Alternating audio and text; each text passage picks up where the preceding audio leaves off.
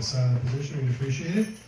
Also, don't forget to go to our webpage. If you go to booksandbooks.com and you give us your email address, I promise you, you will never be lonely again with the amount of emails we send you, but that will keep you abreast of everything we do here at this store. We do a lot of events at this location, including two of our newest ones. We have a new store in Coconut Grove and one down at Sunnyland, so if you haven't visited down there, please do.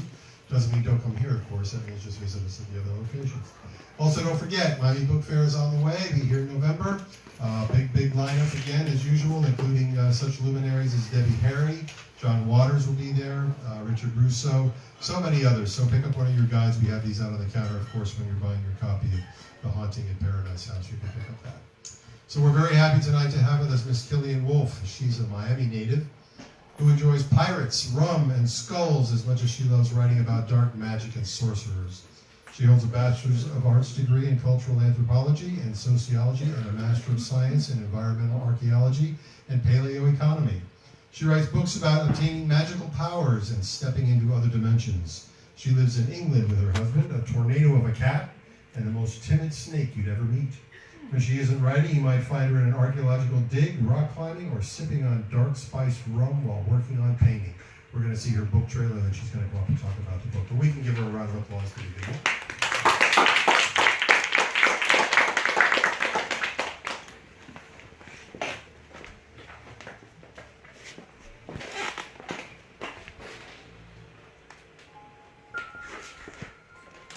When Addison Brooke gets hired as a live-in nurse at Paradise House Estate, she has no idea what's in store. Killer dolls, footsteps from playful ghosts, and a sinister entity. The Haunting at Paradise House, Book 1, Reapers of the Veil, by Killian Wolfe. Enter if you dare. Available now on Amazon, BeanN, Kobo, Apple, and www.killianwolfe.com. And Books and Books.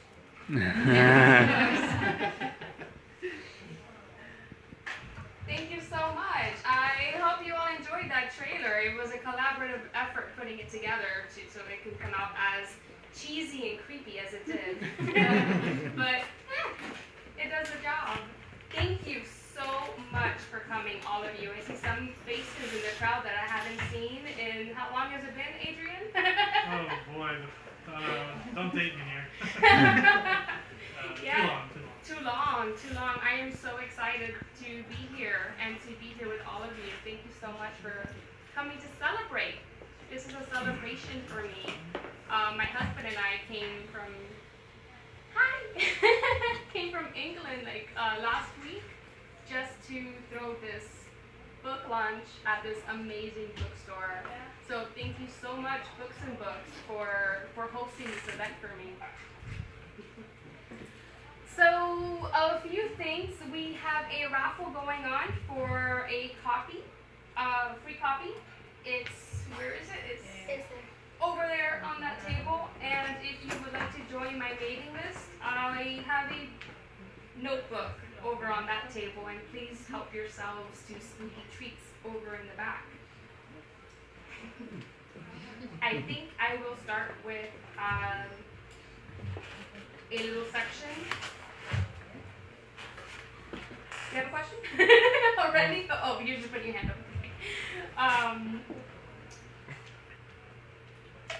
So yeah, so I asked a few of my beta readers which section I would be able to read from my book, and from popular demand, there is one extract that unfortunately he couldn't make it here, but I will start, and then followed by some Q&As.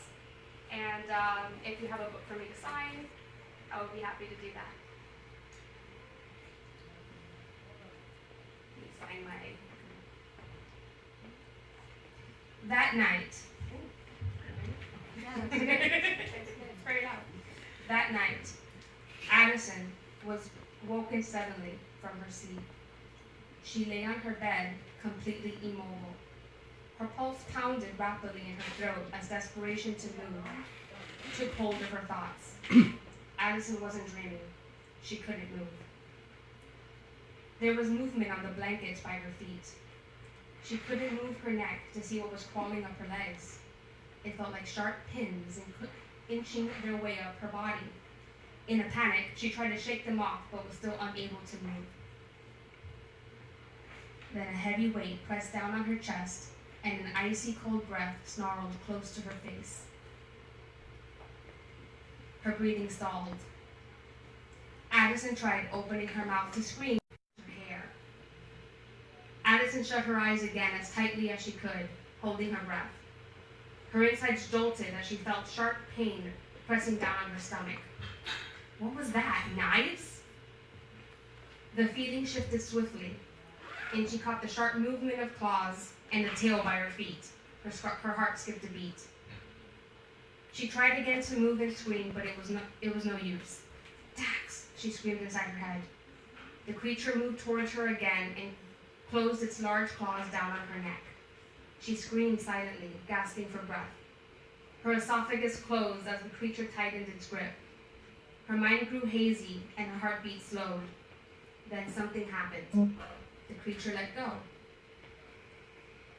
She felt it release its pressure, but she still could not move. What's happening? Uncontrollably around her. Then she lifted. Am I dying? Trying to peer through the darkness, she looked for some sort of sign. The buzzing had finally stopped, and everything went silent. She ascended completely above her body, but there was no bright light. It was still dark, only now she could finally make out the details of the room. Her room. She was still there. Addison could finally move again. She spun around, her arms wrapping around herself effortlessly.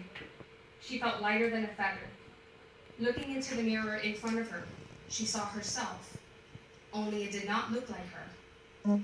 The person floating in the mirror before her was smaller than expected, like a floating ghost. Despite her bodiless form, she shivered. Am I dead? She looked down at her hands. They were tiny and blue. They left a trail that followed as she moved. Addison's mouth dropped as she counted only 4 fingers in each hand.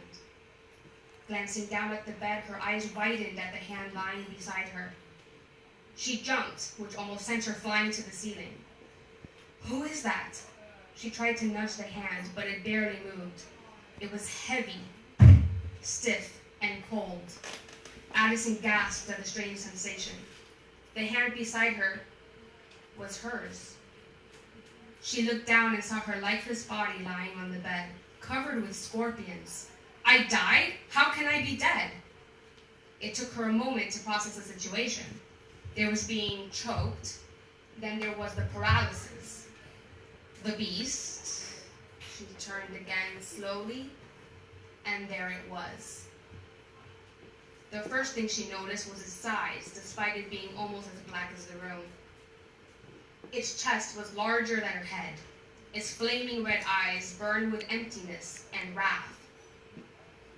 It opened its elongated jaw to show its long, sharp fangs snarling at her. Its face was menacing. Too frightened to move, they stared at each other for a moment. Can it still hurt me? The creature backed itself into position like a lion ready to pounce on its prey. That's when she jolted back. Addison flew up to the ceiling and the beast darted behind her. I can fly? I'm flying! Addison flew through the door and out of the room. She didn't want to look behind her, so she hid in the first place she spotted under a table behind the family room couch. She closed her eyes and waited. If she had a pulse, she knew it would be off the charts right now. Oddly enough, she could still feel her heart beating. The silence surrounding her was intense. The house felt completely lifeless. She opened her eyes as if expecting the creature to have gone away. The room looked empty. Is it gone? Addison heard breathing coming from behind her. Oh no. She turned around, hoping that it had been her imagination. The creature was there. Its mouth, gaping. It licked its lips, and leaped towards her.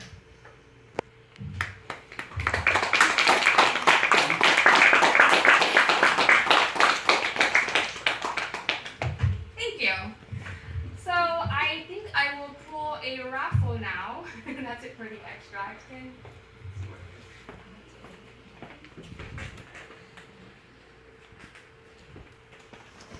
And the winner will win a free copy of the book. In fact, who is the youngest here? I'm the youngest. No.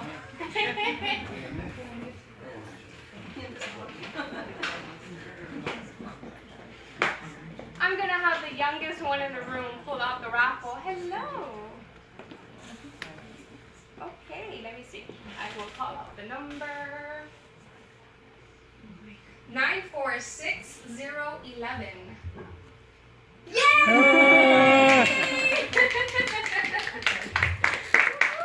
I will give you the book right at the end. Thank you so much, everyone, for coming and listening to me speak. Piece of paper. And now for Q&As. Does anyone have any questions? Yes. Who is Killian Wolf? Very good question, Josh. So everyone here, I think, knows me as Evie or Ivy, depending on if you're saying it in Spanish or English. But while I am writing these dark fantasy spooky stories, I go into an alter ego, Killian Wolf. So for today, that is me. I chose the name Killian because it is close to where I grew up. And living in the UK, I felt like I needed to be reminded of where I came from. So I chose Killian. And I love wolves. Yes. Killian, where do you get your sort of inspiration to write that scene specifically? Do you draw on something from your personal life or other things you've read? So that's a good question. So the vibration and the vents, I have had myself certain experiences where I felt, if you want to call it astral projection, out-of-body experience, even deep meditation, where I would feel these spinning vents really loud in the ears, and then suddenly there's a pop, and suddenly I'm above my body. And that happened many, many years ago, and it stuck with me. So I draw some of my inspiration from there. Yes. Who was your favorite young adult author when you were young? Ooh. I'm going to go to middle grade and not young adult and say R.L. Stein. I must have read, he's still writing them, so I can't say I read all of his books, but at the time, around 10, 11, 12, I don't know, I'm sure my mother would remember more at what age. I picked up every single book R.L. Stein read, and just his style of writing and the spookiness and the ghost stories, and it stayed with me forever. Yes. When you started writing this, are these compilation pieces of things that you thought of over the years, or is this something that when you kind of had time, you sat down and you just started writing? Or is this, you know what I'm saying, or are these things you sort of compiled together over the years? So they kind of flow while I'm writing. I'm more of a plotter than a pantser. So I'll start off with a synopsis of what I want to write about, and then I will start just kind of chapter 1 is going to cover this, chapter 2 is going to cover this, and then if I get too far and I can't think of the rest, while I start writing, it all comes together. So for this book, it definitely wasn't coming from through the years. It just sort of sunk out while I was writing. Yes. So this is supposed to be part 1 of your book series. How many books do we have to look forward to? That's really funny because this was supposed to be a standalone. Book 2 is being edited currently as we speak by my wonderful editor in Ireland. Her name is Amanda. And I am halfway done with book 3. So then I thought, yeah, 3 books, it'll be a trilogy, that's perfect. and then I felt like it can't be a trilogy. I'll be ending it right way too soon. So I think it's going to be 4. And I think I'm going to be spacing them out. So book 2 should be coming out the latest by February, and then the book 3 should be coming out in June, and then the last one maybe around October. Do you draw inspiration from your environment where you live, or do you rely mostly on inspiration from literature, science fiction, or A little bit of both. So this book is set in the Florida Keys, but there is another dimension that the character falls into. Not to give you any too many spoilers. For future series, though, it's not all going to be in South Florida. I have a series spinning in my head that is based in Edinburgh. I don't know when I'm going to write that one. And then I have another series that I'm hoping to actually write very, very soon. And that one may be in Massachusetts, and the alternate dimension may be out of Italy. I don't know.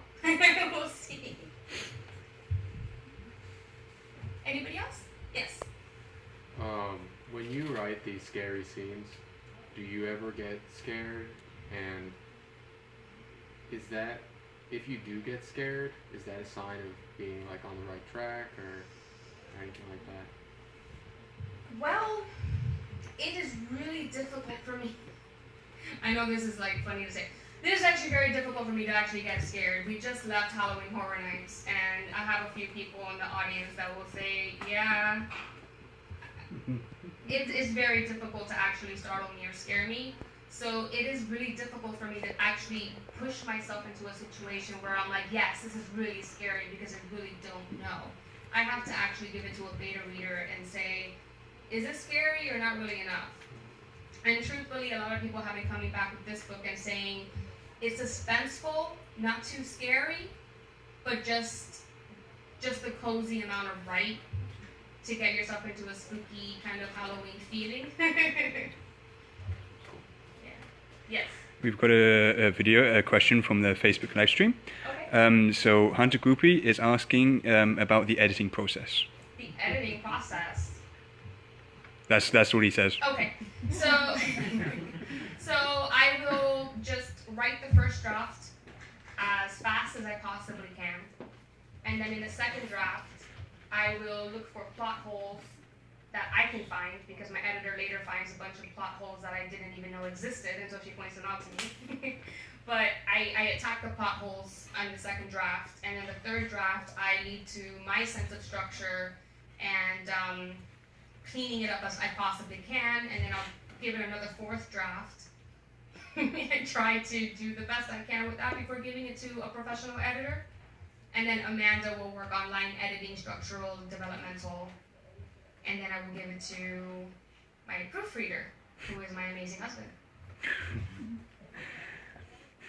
Did you have a question?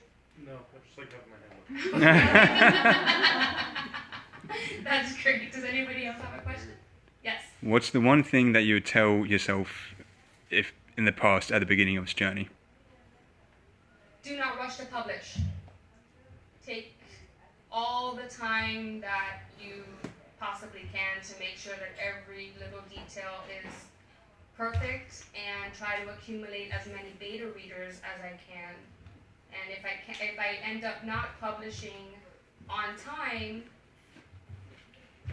don't sweat it. Just don't sweat it. It'll come together in the end. Yes. do you have a standard setting for writing, or do you just write whenever and wherever you can? I try to be consistent with my time. So sometimes I will write in the morning, sometimes in the evening, depending on like my work schedule. But whatever I do, I have my candle lit, I have a cup of coffee, and I have some relaxing classical music playing in the background just to get my mind set. And then I will be writing for maybe 2 to 3 hours, take a break, and then continue later on. Questions? Any more questions? Yes. Killian, do you think you will ever write any sort of archaeology-inspired horror story? Yes. Yes, if it is a young adult horror story, then that is very possible. I have 3 people nodding. You go the mummy route, though. That's been done, huh? Yeah. The question on everyone's mind. Excellent. Anybody else? No? Okay. Yes. Yes. When did you write it? Hello. When did I write it? So I actually finished this one. I have to actually think because the editing process took a little bit long. I think I finished it last December, and then it took a few months to edit and to process the cover design, and then I actually published it October 8th on Amazon. It's been out on Amazon, and then little by little trickling down to Apple Books because that was sort of a technical fiasco. It took its time. So I'm late as usual. I have to wait on Joyce to let me know. Good. Yes. Are you Oh, planning you actually have a question now. I do this kind of. Are you planning on putting it on audiobooks or anything like that? Audible or anything like that? Yes, I am. Once I have finished the entire series, I will hire a narrator all at once to get them all out there. So probably sometime next year. Yeah. Anyone else? That's okay. Hello. Come join us. Please help yourselves to delicious spooky sweets in the background and the back area and candy if anyone would like to join the mailing list. I have the book up there, and if anybody has a book for me to sign, I will be sitting over in that chair. Thank you so much for coming, everyone.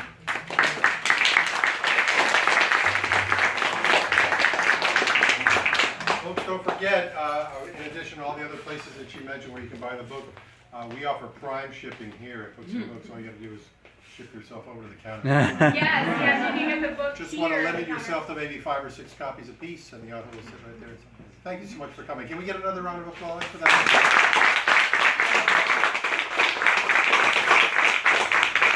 Thank you all for coming.